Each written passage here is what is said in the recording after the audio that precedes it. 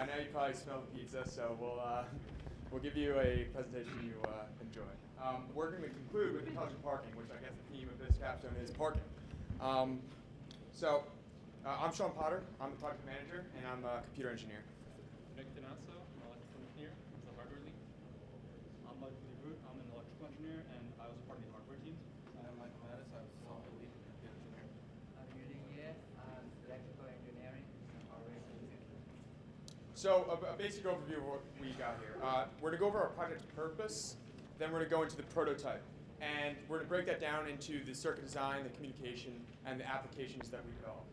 And then we'll go over some tests and the results we got from those tests. And then we'll show you a demo video, and then we'll go over the system's cost.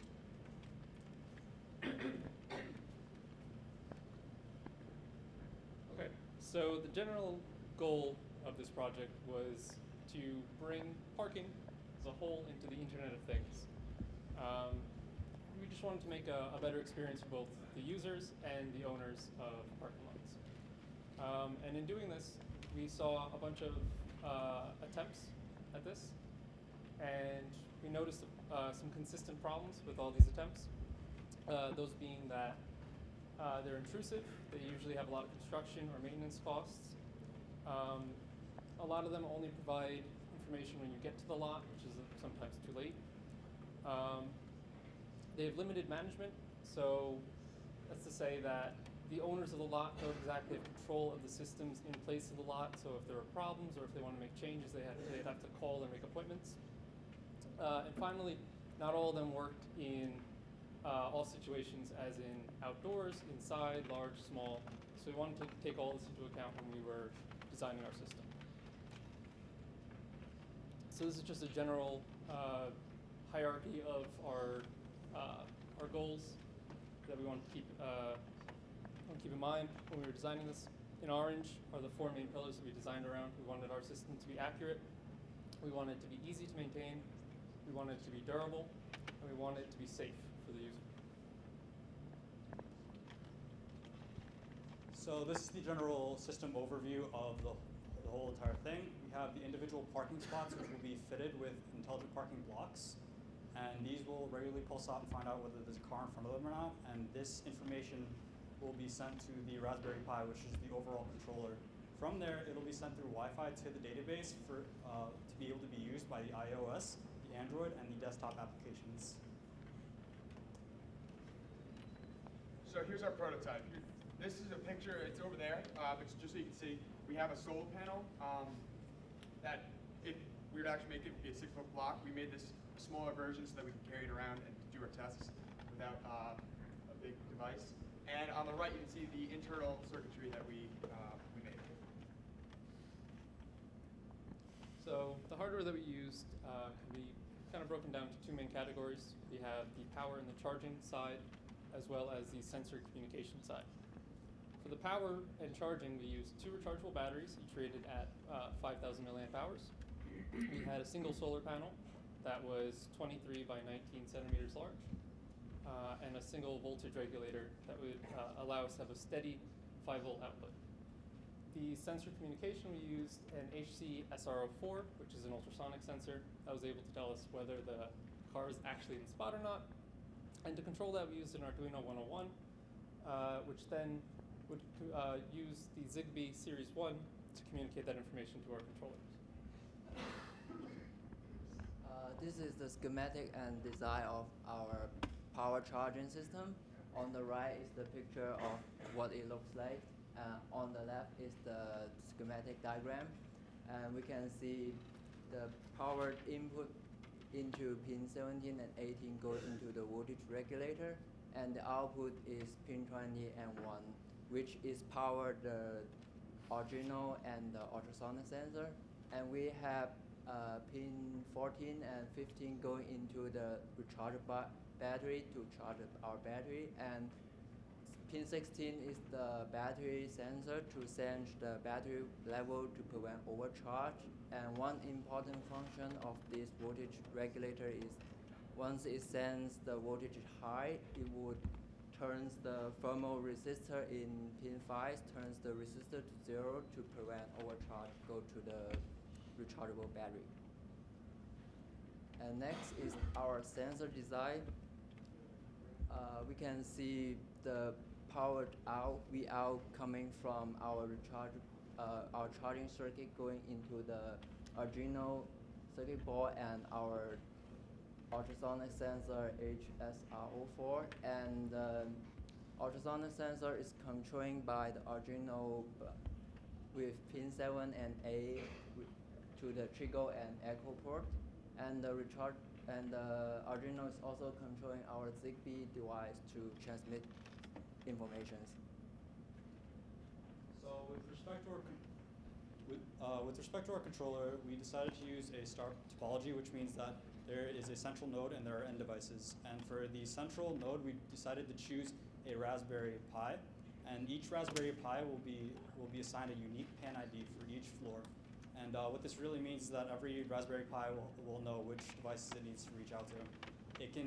Every Raspberry Pi can handle up to about 100 end devices, and once the Raspberry Pi gets the information, it updates the database with this information.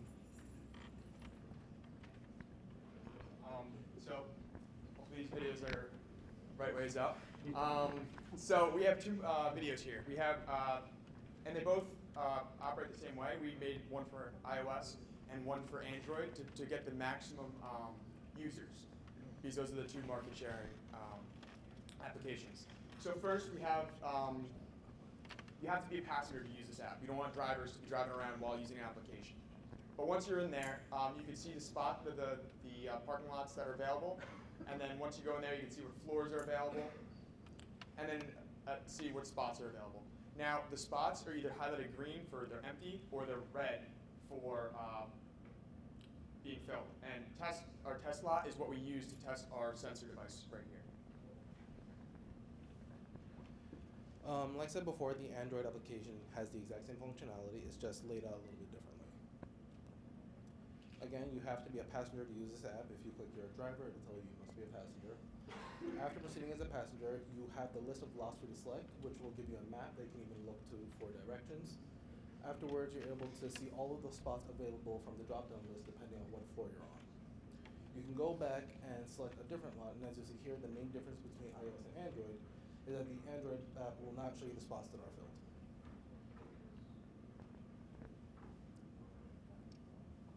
Now this is the desktop application that is meant for the security personnel that will edit the status of spots and control how the lot is laid out for the users. Now this is the registration screen, and the two main things here are whether you're an owner or security. If you're an owner, you'll have a management key that will give you via email. And from there you'll enter, and that'll just essentially dictate who is the overhead of everything in the lot. If you're security, this isn't something you have to worry about, and the rest of the registration screen is exactly the same. First name, last name, email, password, username.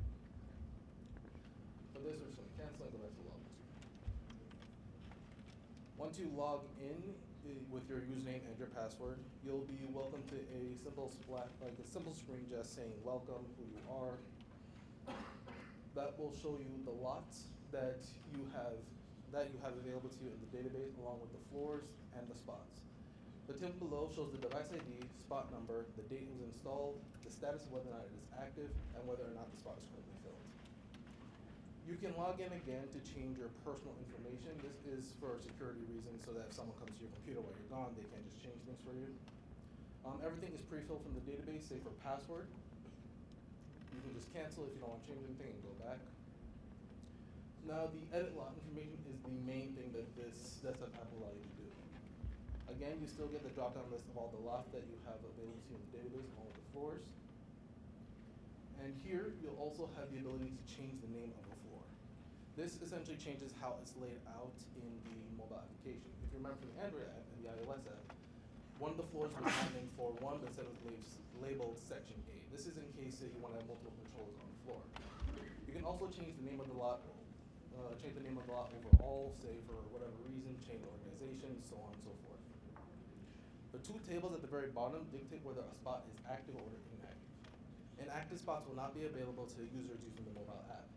This will also show you whether or not it is empty, and also show whether or not there are errors. You can disable and activate spots based on either floor or on the entire lot.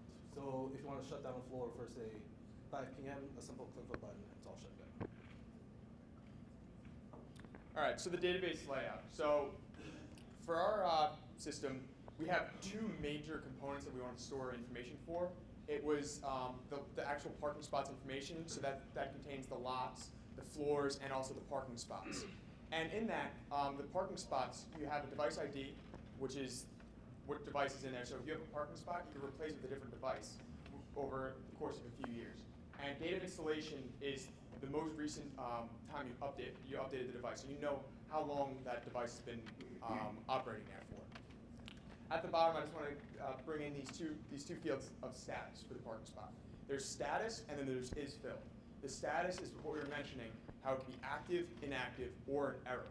So an error can be drawn through the system if you don't get any response from that device when you're trying to gather its information.